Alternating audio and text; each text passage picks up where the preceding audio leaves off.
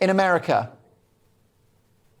Well, I'm not an expert on the royals, but I'm an expert on celebrities, and these people are very much celebrities. So, looking at them as just stars, not as potential royals or former royals or wannabe royals, but just looking at them as celebrities, I think a certain fatigue has set in until whatever the next reinvention will be. Mark.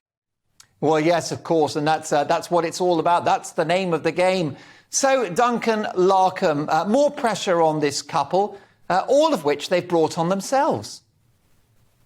Hi, Mark. Yes, I think that's a fair comment. I mean, we thought perhaps there was a little bit of a ceasefire over the summer since we saw Harry and Meghan the last visit to the UK for the Queen's Jubilee. But suddenly, bizarrely again, Mark, right on the eve of what was Princess Diana's 25th anniversary of her death, suddenly Meghan was on the front pages with the first of her big podcast deal from Spotify. And then, as you say, this 6,400 word interview in a magazine no one seems to have heard of over this side of the country. A very provocative move at a time when they know full well they're about to come back to Britain this week.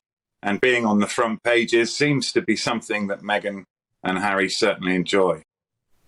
Well, indeed. I mean, do you think that Harry is on board with all of these revelatory statements, Duncan? Well, of course, our source for this is Donald Trump, whose opinion is that Harry is the most pistol whipped, I don't think he said pistol, but the most whipped husband in the world.